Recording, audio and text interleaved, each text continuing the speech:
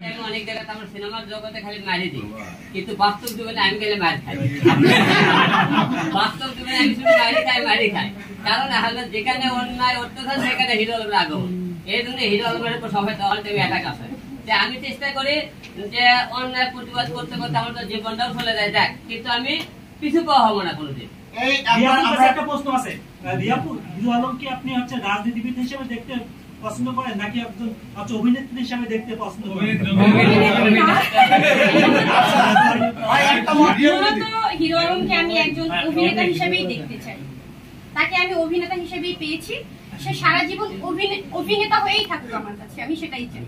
তিনি যে রাজনীতিতে ইনভলভ হতে চায় মাঝে মাঝে বা রাজনীতি বিভিন্ন প্রসঙ্গ নিয়ে কথা বলেন, এই বিষয়ে আপনার মতামত সে নেয় কিনা কখনো, বা আপনি এটাকে অ্যাকসেপ্ট করেন কিনা? না, সে আসলে রাজনীতির বিষয়ে সে আমার মতামত নেয় না, কারণ সে রাজনীতি তার খুব আপন ছিল।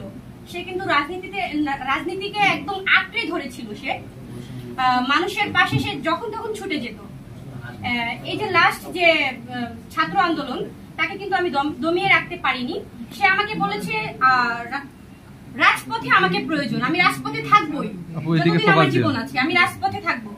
তো রাজনীতিতে সে আমার কখনই পরামর্শ নেয়নি, বাট ইদানিং হয়তো বা একটু নিচ্ছে। আমি বলেছি যে রাজনীতি আসলেই ছেড়ে দেওয়া উচিত, সেও বলেছে হ্যাঁ রাজনীতি আসলেই ছেড়ে দেওয়া উচিত, কারণ রাজনীতিতে এখন ভালো মানুষের স্থান নেই অতটা।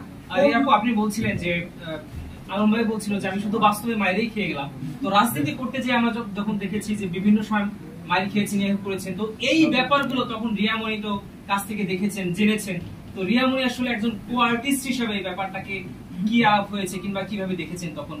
আসলে আমার খুবই খারাপ লাগে এই বিষয়টা, যে সে একজন অভিনেতা। আমরা বাংলাদেশের 64টা জেলায় গিয়েছি, বাংলাদেশের 64টা জেলায় গিয়ে দেখেছি যে মানুষ তাকে কতটা লাভ করে, কতটা পছন্দ করে।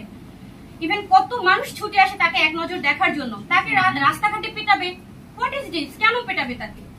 এটা তো জনগণ পেটায় না, তাই না? পেটায় কি অপর দল, বিরোধী দল, তারা এই শত্রুতামিটা করে। তো সেক্ষেত্রে এই ধরনের রাজনীতি করার আমার মতে তার ঠিক না। সে একজন অভিনেতা। আর এই বাদশাদের কিং এ দেখেছেন, দেখবেন তার ফাইটিং, সে হয়তোবা এখন কেউ তাকে মারতে আসলে সে উল্টা মেরে দিতে পারবে হয়তোবা।